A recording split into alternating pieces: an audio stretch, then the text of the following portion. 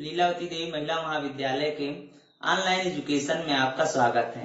पिछली क्लास में हम लोगों ने पढ़ा था वैश्वीकरण एवं वैश्वीकरण की आवश्यकता। आज हमारा टॉपिक है वैश्वीकरण के लाभ।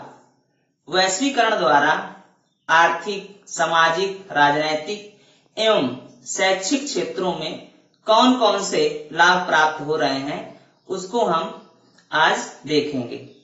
सबसे पहले है संतुलित पर्यावरण का विकास।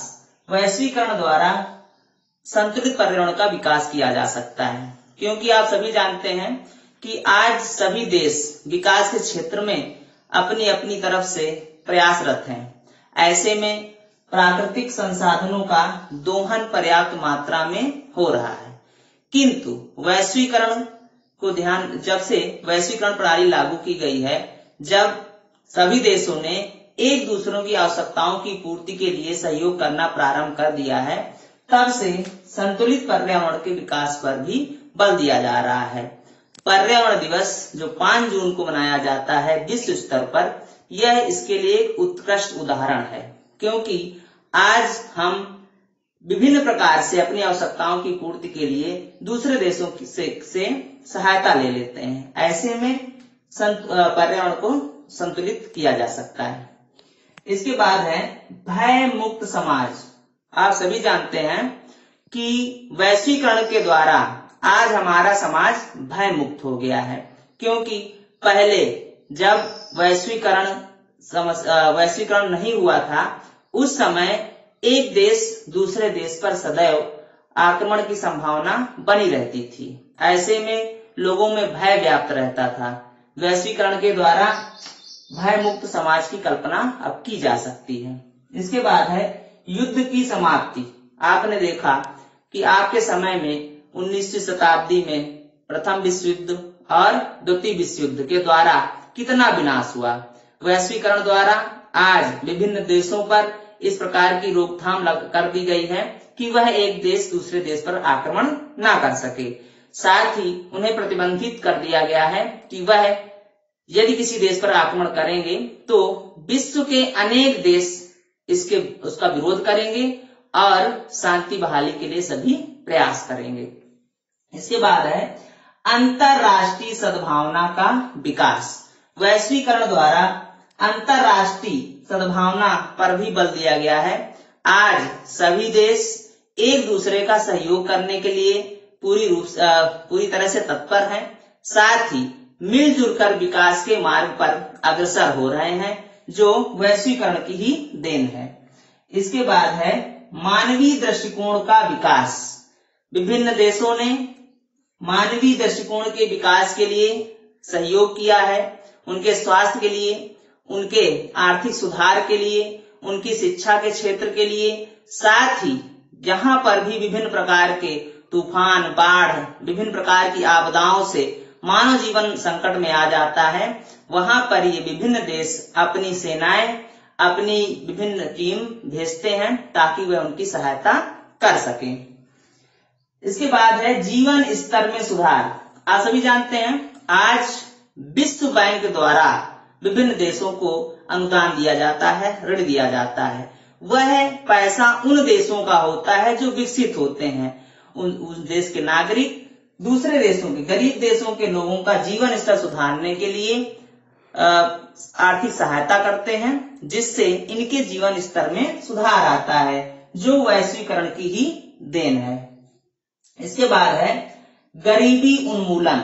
आप सभी जानते हैं कि भारत ही नहीं, भारत, पाकिस्तान, नेपाल आदि सभी विकासशील देश हैं, और भी बहुत सारे देश हैं जो बहुत ही गरीब हैं। वहां पर रोजगार के साधन नहीं है, जिससे वहां का जीवन यापन बहुत ही कठिन है। ऐसे में विभिन्न प्रकार की संस्थाएं, एनजीओ आदि विश्व स्तर पर कार्य कर रही हैं गरीबी उन्मूलन के लिए। वैश्वीकरण द्वारा आज गरीबी उन्मूलन के लिए विभिन्न प्रकार के कार्यक्रम चलाए जा रहे हैं, लोगों को रोजगार प्रदान किए जा रहे हैं, जिससे कि गरीबी का उन्मूलन हो सके। इसके बाद है वैज्ञानिक विधियों का विकास। आप सभी जानते हैं कि तकनीकी के क्षेत्र में आज विभिन्न देश अपने अपने स्तर से कार्य कर रहे हैं। एक देश में यदि कोई अन्वेषण किया जाता है, कोई खोज कर ली जाती है, कोई रिसर्च किया जाता है, तो वह दूसरे देशों के साथ इसे साझा करता है और उस तकनीकी का फायदा सभी देश उठाते हैं। ये वैश्वीकरण की ही देन है। इसके बाद है संतुलित आर्थिक विकास। ऐसा नहीं है कि आज एक देश का पूरा विकास होगा और दूसरे देश का विकास नहीं हो पाएगा या पीछे रह जाएगा। आज सभी देश मिलकर विकास की ओर अग्रसर हो रहे हैं। जो देश पिछड़े हुए हैं उनकी सहायता के लिए सभी तत्पर हैं और उनकी भरसक सहायता करने के लिए वो सब प्रयासरत हैं। इसके बाद है सूचना तकनीकी का विकास। आज वैश्वीकरण के द्वारा सूचना तकनीकी का विकास हो गया है। विश्व के कोने कोने से यदि किसी भी प्रकार की समस्या आती है तो वह पूरे विश्व स्तर पर साझा की जाती है। साथ ही यदि कोई नई खोज होती है या कोई घटना घटित होती है तो उसको भी सभी जगह तुरंत सूचना पहुंचा दी जाती है, जिससे मानव जाति, मानव सभ्यता की रक्षा होती है और विश्व बंधुत्व की भावना बनी रहती है। तो आपने पढ़ा वैश्वीकरण के लाभ। वैश्वीकरण आज मानव सभ्यता के विकास एवं संरक्षण के लिए अत्यंत आवश्यक है, क्योंकि वैश्वीकरण के द्वारा ही आज मानवता की रक्षा की जा सकती है। अब हम देखेंगे लैंगिक असमानता। आप सभी जानते हैं लैंगिक असमानता लिंग के आधार पर किए गए भेदभाव को कहते हैं। जिस भी समाज में लिंग के आधार पर बालक एवं बालिकाओं में भेदभाव किया जाता है वह समाज के लिए बहुत ही घातक सिद्ध होता है। जिस भी समाज में इस प्रकार की सोच होती है उस समाज का विकास संभव नहीं है। आप सभी जानते हैं कि जब बालिका बड़ी हो जाती है तो उनके गार्जियन कहते हैं कि रात में आपको बाहर नहीं जाना है। जब बालिका माँ से पूछती है कि मैं बाहर नहीं जा सकती हूँ पर आप भाई को तो नहीं रोकती हैं, तब माँ कहती है कि वह लड़का है और आप लड़की हो, आपको बाहर नहीं जाना है। तो यह लिंग के आधार पर किया गया भेदभाव है जो घर से ही शुरू हो जाता है।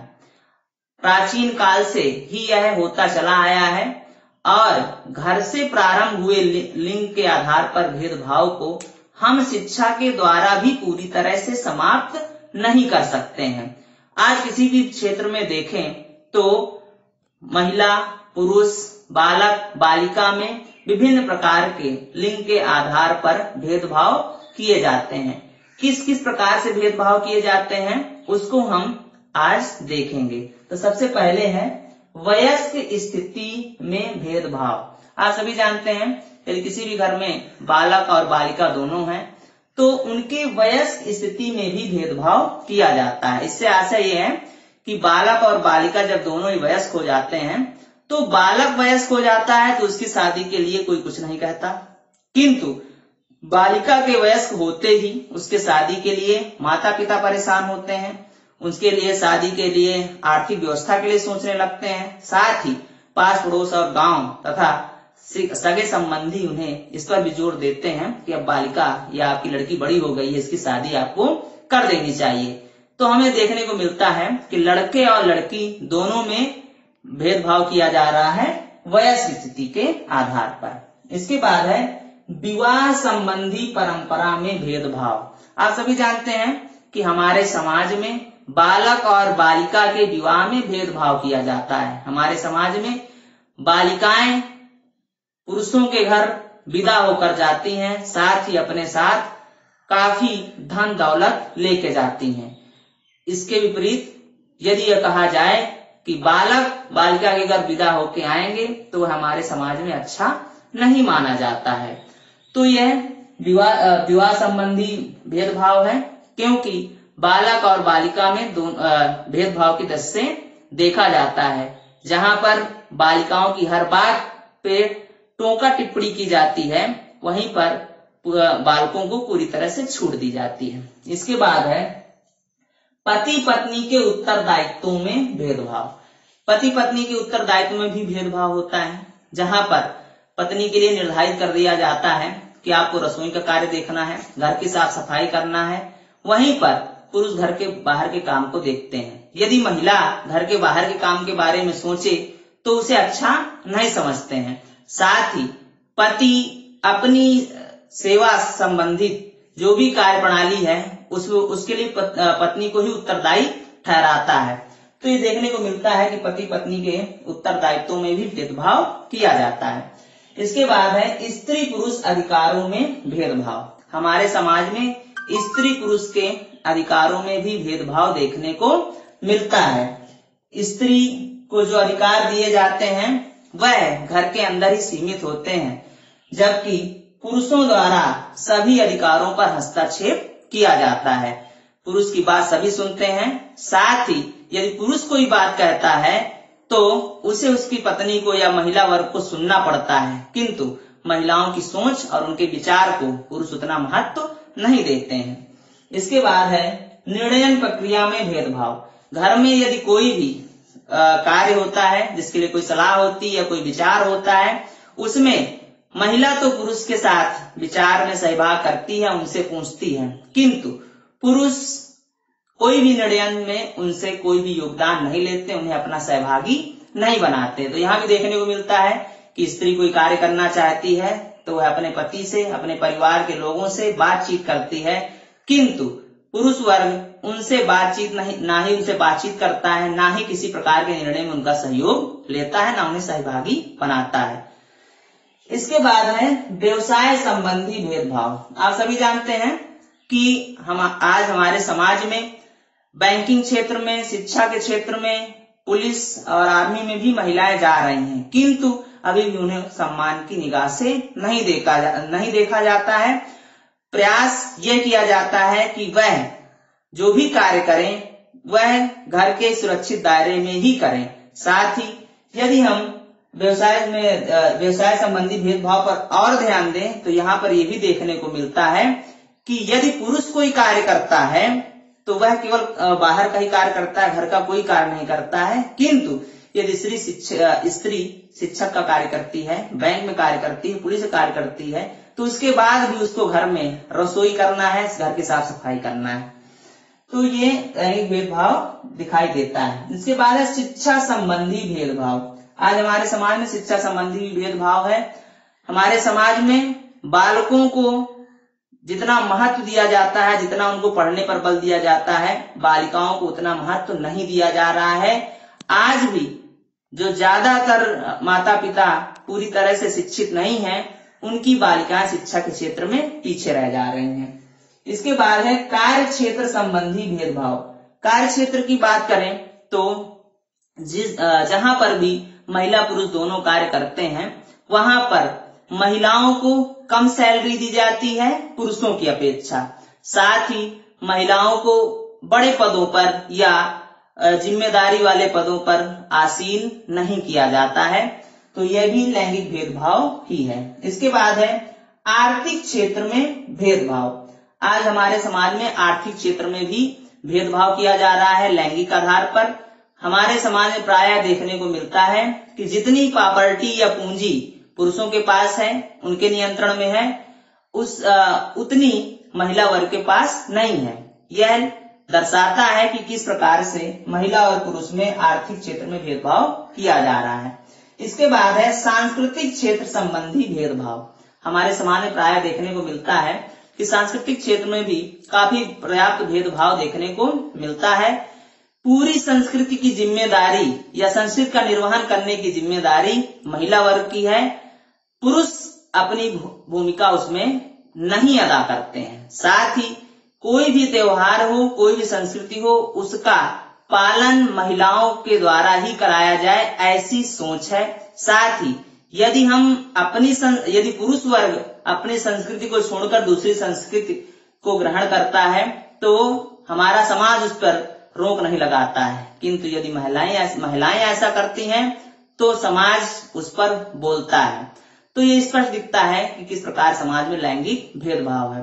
संस्कृत क्षेत्र के एक उदाहरण की बात करें तो जैसे हमारे यहाँ पहनावा है या कोई भी पाश्चात्य पहनावा है या हमारे संस्कृति या विदेशी कोई भी संस्कृति है, यदि उसमें महिलाएं सम्मिलित होती हैं तो हमारे समाज उसे अच्छा नहीं मानता है, किंतु यदि पुरुष उसमें सम्मिलित होते हैं तो लोग उन पर नहीं रोक लगाते हैं। अगली क्लास में हम लोग पढ़ेंगे लैंगिक असमानता को दूर करने के उपाय। आज के लिए इतना ही, धन्यवाद।